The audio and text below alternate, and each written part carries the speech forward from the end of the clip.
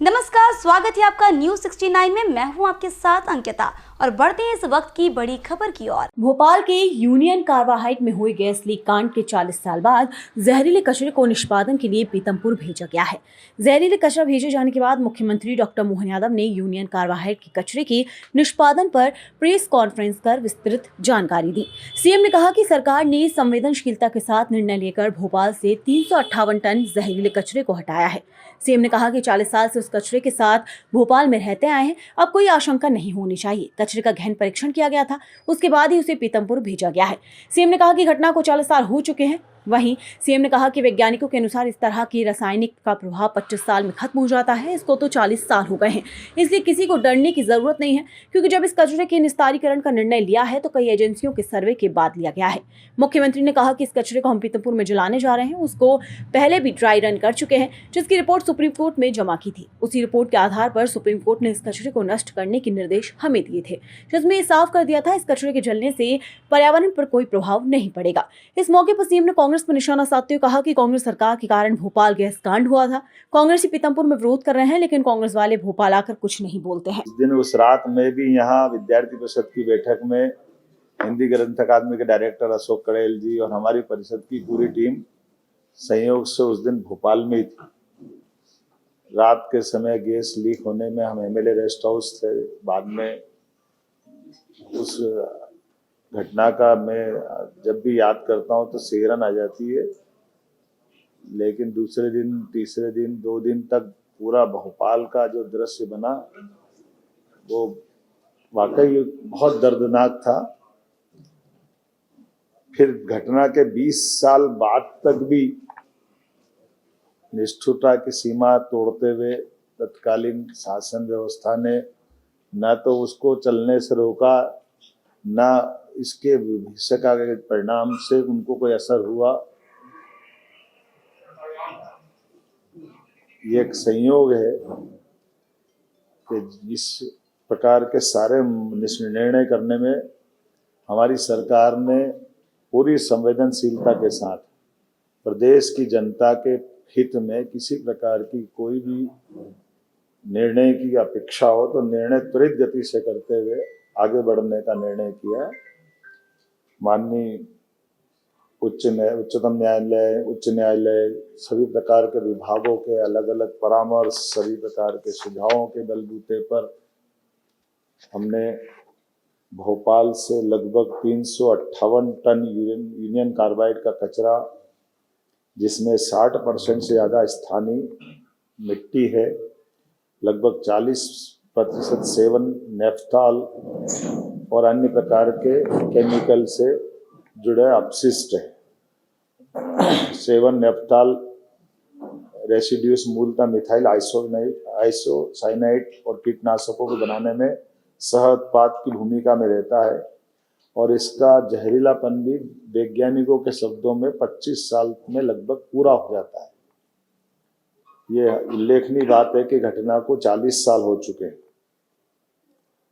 ऐसे में स्वाभाविक रूप से कई सारी जो आशंकाएं हैं, उन आशंकाओं का अपने आप इस बात का उत्तर मिल जाता है। और ये इस बात का भी उत्तर है कि 40 साल से ही हम सब उस कचरे के साथ भोपाल में रहते आए। ऐसा नहीं कि कहीं से आ रहा है, भोपाल में ये कचरे के साथ ही सारे लोग रहते आए। तो इसलिए इस चीज़ को स्मरण में भी रखना है कि जिस बात को तथाकथित लोग एक आशंका से मन में लाते हैं, उनके लिए सारी बातों को समझाने के लिए मैंने बात कही है। इस कचरे के निपटान की प्रक्रिया में दुनिया में शायद ही इतना गहन परीक्षण किया होगा। भारत सरकार की विभिन्न संस्थाएं जैसे NEERI, national environment engineering research institute Nagpur, national geophysical research institute Hyderabad, IICT, Indian institute of chemical technology तथा केंद्रीय प्रदूषण नियंत्रण बोर्ड द्वारा समय समय पर किए गए अध्ययन, माननीय सर्वोच्च न्यायालय को प्रस्तुत किए गए सभी प्रतिवेदन, माननीय सर्वोच्च न्यायालय द्वारा भारत सरकार पर्यावरण मंत्रालय को मार्च 2000 में दिए गए निर्देश, जिस 2013 में केरल राज्य की कोची कोच्चि स्थित हिंदुस्तान, ये कोच्चि के संस्थान में 10 टन यूरेनियम कार्बाइड के समान कचरे का परिवहन कर ये हम पीथमपुर में ला करके जला करके इसका एक बार परीक्षण किया गया था TSDF ट्रायल रन केंद्रीय प्रदूषण नियंत्रण बोर्ड की निगरानी में, और इसको सफलता के साथ न केवल तत्कालीन समय जलाया बल्कि इसका परीक्षण की रिपोर्ट वैज्ञानिकों की उपस्थिति में पुनः सुप्रीम कोर्ट में भी प्रतिवेदन के साथ उपस्थित की गई थी। सर्वोच्च न्यायालय द्वारा प्रतिवेदन के निष्कर्षों के आधार पर 2014 अप्रैल में पुनः UCIL कचरे का 10 मीट्रिक टन ट्रायल भारत सरकार पर्यावरण वन जलवायु परिवर्तन मंत्रालय नई दिल्ली के निगरानी में TSDF पीथमपुर में पुनः इस प्रकार का इसका परीक्षण किया गया था और वीडियोग्राफी भी कराई थी और निष्कर्षों को शपथ पत्र के माध्यम से सुप्रीम कोर्ट में प्रस्तुत किया था। अगस्त 2015 में ये ट्रायल रन सफलतापूर्वक किया जाकर के केंद्रीय प्रदूषण नियंत्रण बोर्ड द्वारा प्रायोगिक निपटान की समस्त रिपोर्ट पुनः सुप्रीम कोर्ट में हमने प्रस्तुत की। इन समस्त रिपोर्ट में से स्पष्ट रूप से उभर कर सामने ये आया, इस कचरे के निपटान से वातावरण में कोई किसी प्रकार का नुकसान स्पष्ट नहीं हुआ है और माननीय उच्चतम न्यायालय ने सभी रिपोर्ट के गहन परीक्षण के पश्चात ही आगे बढ़ने के लिए और उसे नष्ट करने के लिए हमें निर्देशित किया। इन सब कोर्ट और जानकारी के बाद ही चीफ सेक्रेटरी को बताया गया था कि आसपास के गांवों के स्वास्थ्य संबंधी परीक्षण, फसल की उत्पादकता पर प्रभाव, केंद्रीय जल स्रोतों के गुणवत्तापूर्ण परीक्षण और तीनों विधाओं में पाया गया कि ये इस प्रकार की कोई भी रिएक्शन, कोई भी नुकसान, नकारात्मक परिणाम नहीं आए।